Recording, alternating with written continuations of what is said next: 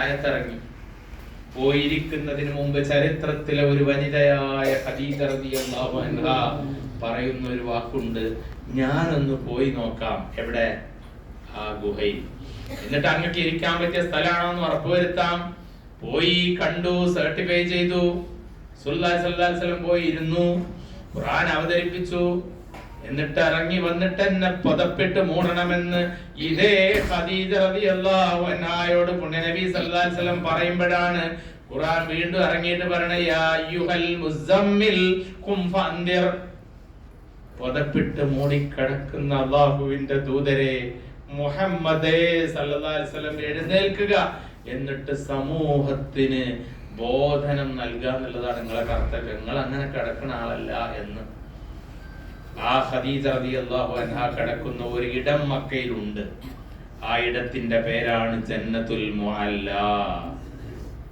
അവിടെ അനേകം മനുഷ്യന്മാർ കിടക്കുന്നുണ്ട്.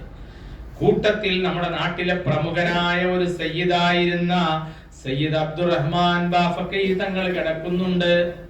ഭാഗ്യം ചെയ്ത അനേക ലക്ഷം മനുഷ്യന്മാർ അന്തിയുറങ്ങുന്ന സ്ഥലത്ത് ചെന്നിട്ട് സലാമുൻ അലൈക്കും ദാറ ഖൗമിൻ മുഅ്മിനീൻ വ ഇന്നാ ഇൻഷാ അല്ലാഹു ബികും ലാഹിഖൂൻ എന്ന് നമുക്ക് പ്രാർത്ഥിക്കണം. അല്ലാഹു തൗഫീഖ് നൽകട്ടെ. ഒരു ദിവസം നമ്മൾ ജബൽ സൗറിന്റെ മുകളിൽ കയറുന്നു. സൗർ ഗുഹ വളരെ പ്രസിദ്ധമായ ഒരു ഗുഹയാണ്. ആ ഗുഹയുടെ മുകളിലേക്ക് കയറാൻ ഒരുപാട് സൗകര്യങ്ങൾ ഇപ്പോൾ ഏർപ്പെടുത്തിയിട്ടുണ്ട്. കുറെ ഭാഗം വരെ വാഹനവും പോകുന്നുണ്ട് എന്നാണ് അറിയാൻ വേണ്ടി കഴിഞ്ഞിട്ടുള്ളത്. അതൊക്കെ ഉപയോഗപ്പെടുത്താൻ പറ്റുന്നവർ ഉപയോഗപ്പെടുത്തണം. കാരണം നമ്മൾ പലപ്പോഴും ഉംറക്കൊക്കെ വന്നിട്ടുള്ള ആളുകൾ ജബലുന്നൂറിന്റെ താഴെ ഇങ്ങനെ നിന്നിട്ട് പറയും ആളുകളൊക്കെ, 2650 അടി ഉയരത്തിൽ നിൽക്കുന്ന ഒരു മലയാണ്, ഇതിന്റെ മുകളിലാണ് ഹിറാ ഗുഹയുള്ളത്, അതുകൊണ്ട് പറ്റണവരൊക്കെ കയറിയാ മതി, കാൽമുട്ടിന് വേദന ഉള്ളവരൊന്നും കയറണ്ടെന്നൊക്കെ പറഞ്ഞ് നമ്മളെ നിരുത്സാഹപ്പെടുത്തിയതാണ്. ഹജ്ജൊക്കെ കഴിഞ്ഞില്ലേ, ഇനി ഇൻഷാ അല്ലാഹ് ഒന്ന് കയറാം. പുണ്യ നബി സല്ലല്ലാഹു അലൈഹി വസല്ലമയുടെ പേരില് ഒന്ന് സലാത്തൊക്കെ ചെല്ലാം. സൂറത്തുൽ അഹ്സാബിലെ 56-ാമത്തെ ആയത്തിൽ പറയുന്നത് പോലെ, ഇന്നല്ലാഹ മലായികതഹു യുസല്ലൂന അലൻ നബി യാ അയ്യുഹല്ലദീന ആമനു സല്ലു അലൈഹി വസല്ലിമു തസ്ലീമാ. ഖുർആൻ വിശദീകരിച്ചനുസരിച്ച് അങ്ങനെ മേലേക്കൊക്കെ കയറുക. ഇൻഷാ അല്ലാഹ് ജബൽ സൗറിന്റെ മുകളിൽ ഇങ്ങനെ കയറി ഇരുന്ന് സൗർ ഗുഹയുടെ മുകളിൽ നിന്ന് ഇങ്ങനെ താഴേക്ക് ഇറങ്ങി വരുമ്പോ രണ്ട് പ്രമുഖരായ വ്യക്തികളെ, രണ്ട് പ്രിയപ്പെട്ട കൂട്ടുകാരെ ഓർമ്മ വരും.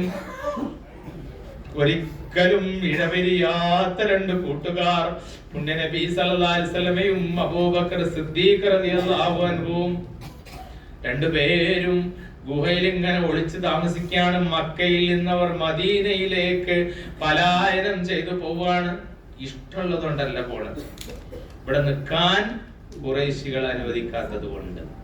പോകുമ്പോൾ ഒളിച്ചിരുന്ന സൗർ ഗുഹയിൽ അതിന്റെ ഗുഹാമുഖത്തും ആരെത്തി?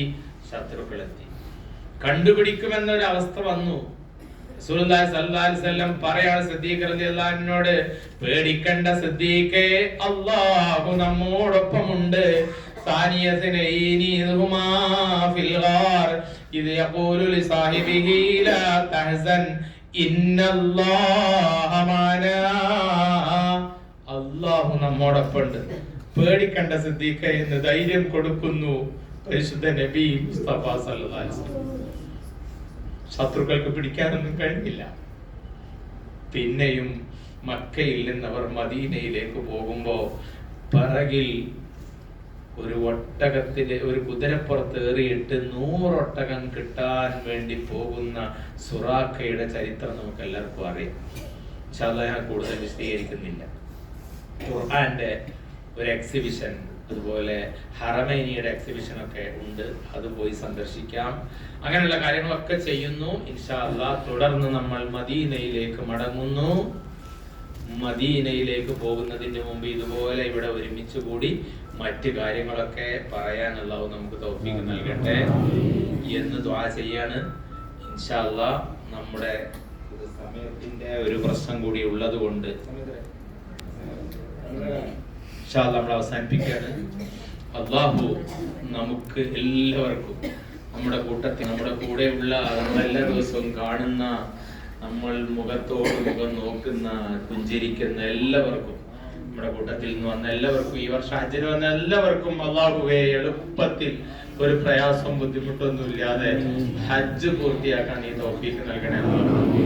നീ വിളിച്ചിട്ട് വന്നവരാണ് ഞങ്ങൾ. ഇബ്രാഹിം നബിയുടെ വിളി കേട്ട് വന്ന ഞങ്ങളെയൊക്കെ നീ കബൂലാക്കണേ അല്ലാ.